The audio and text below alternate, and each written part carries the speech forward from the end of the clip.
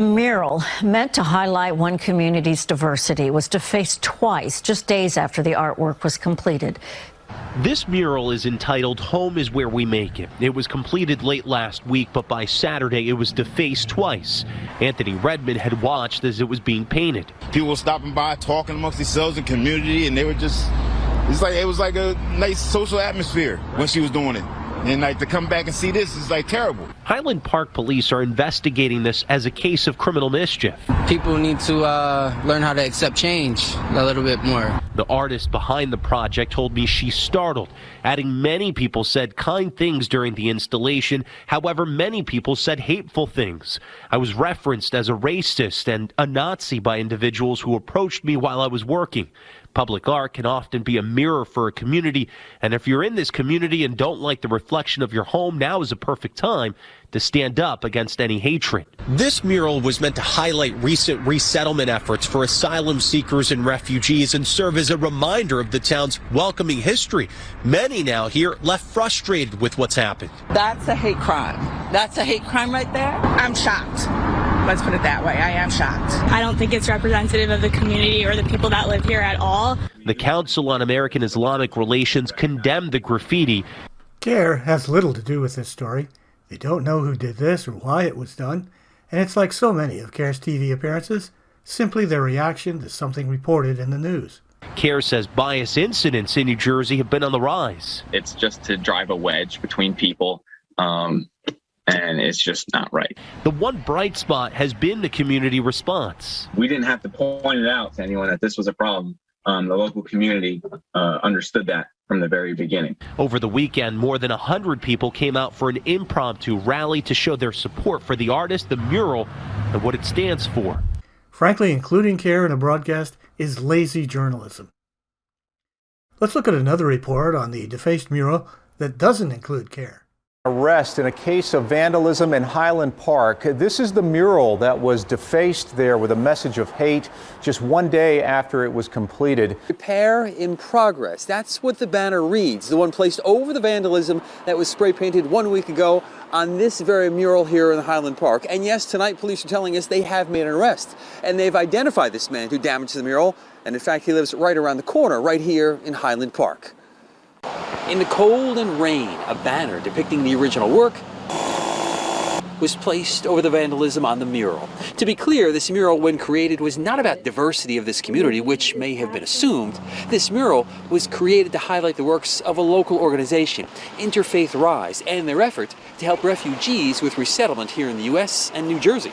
Interfaith Rise is a program of the Reformed Church of Highland Park Affordable Housing Corporation, which is part of the U.S. Committee on Refugees and Immigrants, one of the 9 VOLAGs taking advantage of the secretly run immigration grift.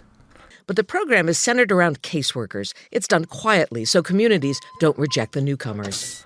Among those who are taking advantage of the grift are the Council on American Islamic Relations. Now, the 3 nonprofits selected for the fund include Advocates for Basic Legal Equity, the Council on American Islamic Relations, and Catholic Social Services Our Lady of Guadalupe Center. To learn more about the Legal Defense Fund that helps immigrants, head to our website. Immigration advocates in the Bay Area are reaching out to undocumented immigrants, making sure they know their rights. And among those active organizations is the Council on American Islamic Relations, or CAIR. And joining us now via Skype is Samina Usman. Samina, why is CAIR involved in this when we're talking about mostly Latin American and Mexican migrants?